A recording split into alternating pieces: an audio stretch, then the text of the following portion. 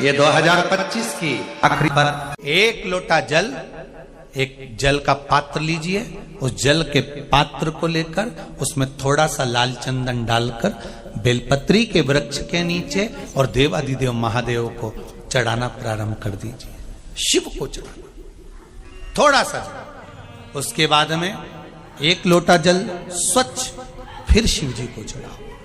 प्रयास करो बेलपत्री मिले, बेलपत्री पर लाल चंदन तीनों पत्तियों पर लगाकर लाल चंदन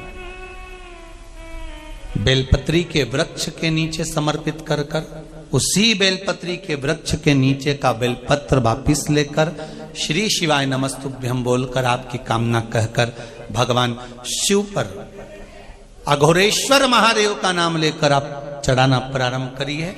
बाबा आपका कार्य 3 महीने के अंदर पूर्ण कर देगा, सफलता। शिव जी का एक नाम है अघोर।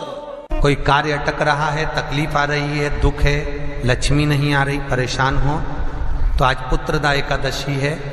108 बेलपत्र की, जो बेलपत्र होते हैं उसकी, इसको छेद तो करते नहीं है सुई से, बेलपत्र की डंडी को बांधते जाओ 108 बेलपत्र की माला बना लो और माला बनाकर भगवान शंकर के गले में, शंकर के शिवलिंग को जो चढ़ा देता है उसकी मनोकामना भगवान शंकर पूरी कर देते हैं महाराज। इसी के दिन गंगा के जल में मात्र 7 बेलपत्री डालकर जो नंदीश्वर भगवान अर्थात जो शंकर जी के शिवलिंग के सामने नंदी होता है, उस नंदी के चरण पर गंगा का जल चढ़ाकर बेलपत्री शिव पर समर्पित कर देता है, उसके घर में रुपया रुकना चालू हो जाता है, फिर वो गलत जगह पर नहीं जाता, गलत स्थान पर वो धन। जिस दिन आपकी एकादशी का व्रत हो उस दिन प्रयास करिएगा कि अपने हाथ से किसी भी वृक्ष की कोई पत्ती टूटे ना। एकादशी का ये दूसरा नियम है कि अपने हाथ से किसी पौधे की, किसी वृक्ष की, किसी डाली की कोई पत्ती टूटे ना।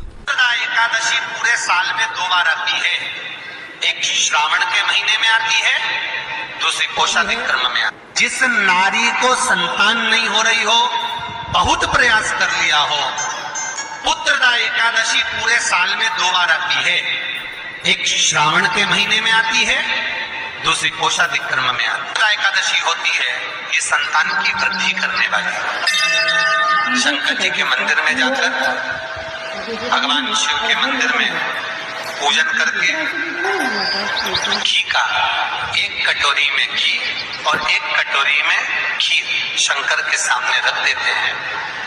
भगवान शंकर के मंदिर पर चौखट पर घी का दिया लगा देते हैं। शंकर जी की चढ़ी हुई 1 बेलपत्र साथ में रखें और 1 बेलपत्र को उठाकर शंकर जी के मंदिर की चौखट पे ही बैठ कर चबा चबा कर खा लेते हैं।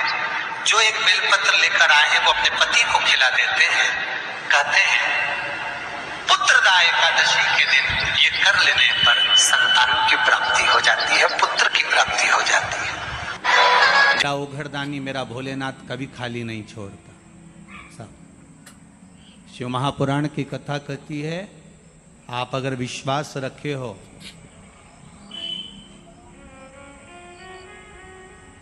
सफेद आंकड़े की जड़, जिस नारी का संतान नहीं हो, गर्भ नहीं ठहरा हो, सफेद आंकड़े की जड़, जिस देव अधिदेव महादेव की कथा जिस तुम्बरुका जी ने श्रवण कराई है, शंकर भगवान जिनके सामने बैठकर शिव पुराण की कथा सुन रहे हैं, उन तुमरुका जी का नाम लेकर शिवलिंग पे से 21 बार घुमाकर मंदिर में ही कमर पर 7वें दिन रजस्वला धर्म के जो बांध लेता है और 1 पीपल का पत्ता अवधूतेश्वर महादेव का नाम लेकर शंकर पर चढ़ाकर उसको गाय के दूध में उकाल कर रात्रि को दोनों पति पत्नी अगर पीकर सोते हैं, 3 महीने में भगवान भोलेनाथ उसकी गोद भर देते हैं। ये शिव कथा।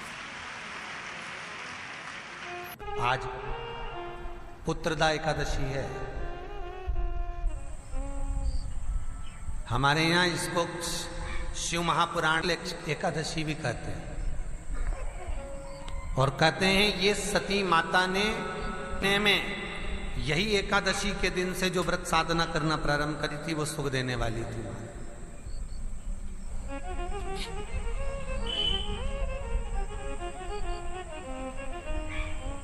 पहली बार माता सती ने भगवान शंकर की आराधना आज ही से चालू करी थी। निवेदन है आपसे भी, कोई कार्य अटक रहा है, तकलीफ आ रही है, दुख है, लक्ष्मी नहीं आ रही, परेशान हो, तो आज पुत्रदा एकादशी है। 108 बेलपत्र की, जो बेलपत्र होते हैं उसकी, इसको छेद तो करते नहीं है सुई से, बेलपत्र की डंडी को बांधते जाओ 108 बेलपत्र की माला बना लो, और माला बनाकर भगवान शंकर के गले में, शंकर के शिवलिंग को जो चढ़ा देता है उसकी मनोकामना भगवान शंकर पूरी कर देते हैं।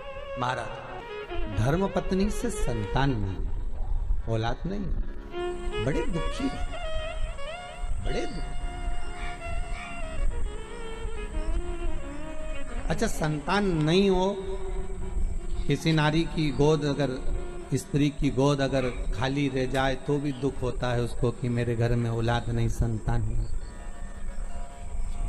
हम कई बार कहे, आज फिर कहते, ये टेस्ट भी बाद में कराना, सारी जांचें बाद में कराना, एक बार शंकर का भजन कर कर देखना। सब जगह से अगर हार जाओ और सारे रिपोर्ट आपकी आपने सब दूर दिखा ली, तो एक बार शंकर पर भरोसा कर कर तुम रुका जी का नाम लेकर सफेद आंकड़े की जड़ को शिव जी पे से रजस्वला धर्म के 7वें दिन 21 बार घुमा लो, नाम गोत्र बोलकर कमर में लाल धागे में बांध लो, पीपल के पत्ते शिव जी को चढ़ाओ, उठाकर लाओ, उस एक पत्ते को रात्रि को गाय के दूध में उकालो और उस दूध को दोनों पति पत्नी पियो, साथ रहिए। समय आएगा, बाबा चाहेगा तो 3 या 4 महीने में गर्भ ठहर ही जाएगा। सारे डॉक्टर को दिखा लिया अपनी जगह, टेस्ट भी करवा लिया अपनी जगह, पर एक बार प्रयोग, और वो विश्वास रखकर करना पड़ेगा। शंकर पर जो भी कार्य कर रहे हो आप, जो उपाय कर रहे हो आप, शिव का स्मरण कर, भगवान पर अगर विश्वास रखोगे, भरोसो दृढ़ इन चरणन कहो, श्री वल्लभ नख चंद्र छटा बिन सब जगमा ही अंधेरो। अगर भरोसा है तो शंकर है, और भरोसा नहीं तो शिव कहां से। विश्वास लेकर अगर आए हो तो काम तो होगा। ये लोग काशी से आए हुए हैं, विश्वास लेकर ही तो आए होंगे कि हम जाएंगे शंकर की कथा में तो बाबा कृपा जरूर करेगा। कई लोग यहाँ पर बैठे हुए हैं जो विश्वास लेकर आए हुए हैं, दूर दूर से आए हुए हैं, केवल विश्वास लेकर कि भगवान कृपा करेगा किसी न किसी रूप में, मुझे विश्वास है कि बाबा मेरी सुनेगा। और फिर कहता हूं, कथा में अगर आपने मन लगा लिया, भले टीवी चैनल के माध्यम से श्रवण कर रहे हो, भले मोबाइल के माध्यम से श्रवण कर रहे हो, भले पंडाल में सुन रहे हो, बाबा से अगर दिल से आपने अगर कह दिया तो 3 महीना बहुत होता है सब कामना पूरी होने के लिए। मेरा बाबा आपको कुछ ना कुछ दे ही देता है, बस आपकी रुचि के अनुसार सुख प्रदान कर ही देता। आप उस पर विश्वास, भरोसा, भटकना नहीं है हमको, मार्ग से विचलित नहीं। तो अब भगवान कृष्ण की 16,108 रानियां थी। कितनी रानियां? जम के बोलो जरा।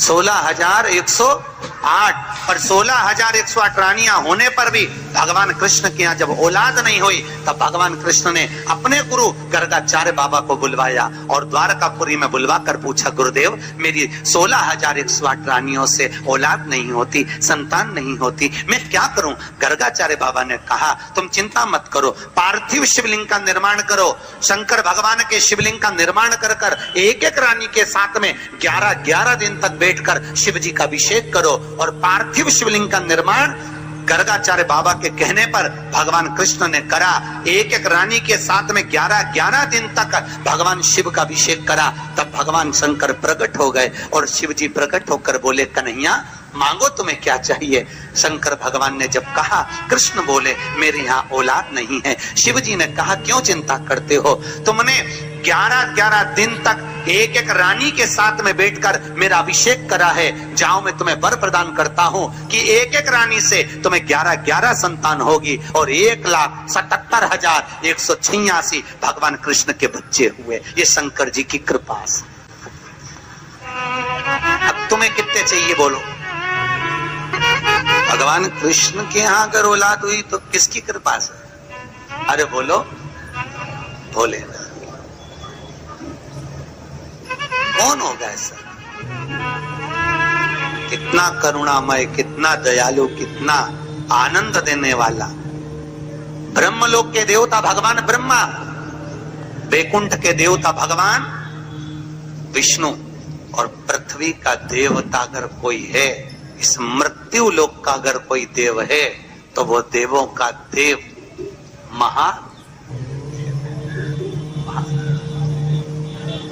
पृथ्वी का देव है, मृत्यु लोक का देव है महादेव। शंकर जी कहते हैं भले तू ब्रह्मा को भज, चाहे तेरी मर्जी पड़े नारायण को भज, पर मृत्यु लोक का देव तो मैं हूँ, पाला तो मुझसे पड़ना है ना। तब शंकर भगवान ने भगवान कृष्ण के घर में 16,108 रानियों से जब औलाद नहीं हुई, संतान नहीं हुई, तब भगवान कृष्ण ने नागेश्वर धाम में बैठकर जब भगवान शंकर की आराधना करी, तब शंकर की कृपा से एक एक रानी से 11-11 संतान हुई। 1,77,180 भगवान 181 संतान जब भगवान कृष्ण के यहाँ उत्पन्न हुई, तो शंकर भगवान ने जब कृष्ण को औलाद दे दी, राम जी का भंडार भर दिया, इंद्र को सत्ता प्रदान कर दी, चोर को कुबेर बना दिया, वो भगवान शंकर क्या नहीं देते बेटी की विदाई में। पर शिव महापुराण की कथा कहती है कि शंकर भगवान मृत्यु लोक के देव हैं, इसलिए पृथ्वी पर रहने वाले की जो दशा होती है, शंकर उस दशा में रहने वाले हैं। जैसे एक संतान हो जाती है, मान लो एक बच्चा हो गया, एक संतान हो गई, और एक संतान होने के बाद में दूसरी संतान हो ही नहीं रही। किसी को 10 साल हो गए, किसी को 8 साल हो गए, किसी को 5 साल हो गए, किसी को 6 साल हो गए, किसी को 9 साल हो गए, किसी को 12 साल हो गए, दूसरी संतान हो ही नहीं रही। आपने डॉक्टरों को भी दिखाया, इलाज भी करवाया, फिर भी संतान का सुख नहीं है। तो शिव महापुराण में बेलपत्र के वृक्ष का बड़ा सुंदर भाव था।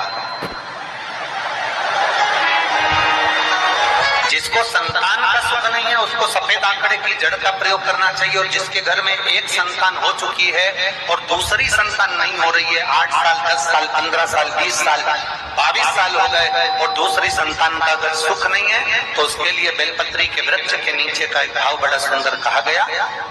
किसी भी सोमवार से आप ये प्रयोग करना प्रारंभ कर सकते। 11 रुद्र होते हैं, 11 रुद्र होते हैं। एक सोमवार को बेलपत्री के वृक्ष के नीचे जाइए और बेलपत्र के वृक्ष के नीचे जाकर एक एक रुद्र का स्मरण करना। क्या है?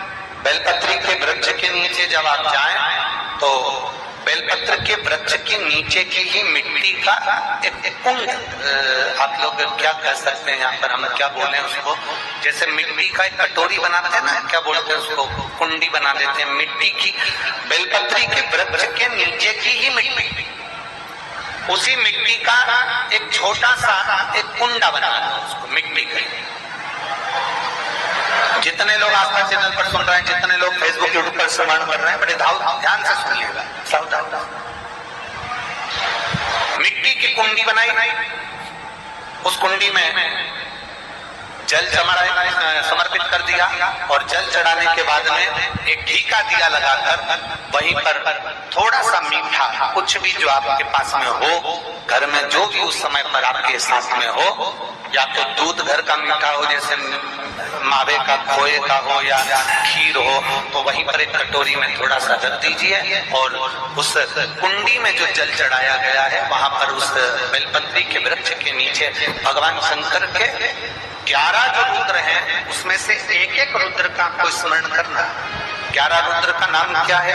तो पहले नंबर पर आता है कपाल, दूसरे नंबर पर आता है पिंड, तीसरे नंबर पर आता है बीन, चौथे नंबर पर आता है विरूपाक्ष,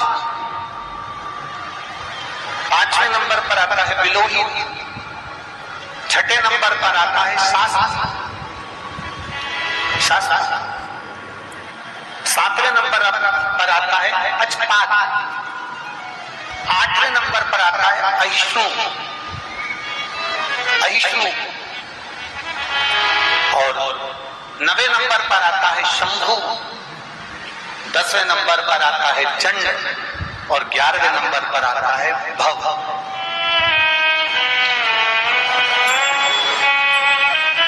अगर अभी आप लोग नहीं लिख पाए हैं तो बाद में मोबाइल पर से कथा को पीछे खींचना, फिर उसमें से धीरे धीरे इसको लिखना।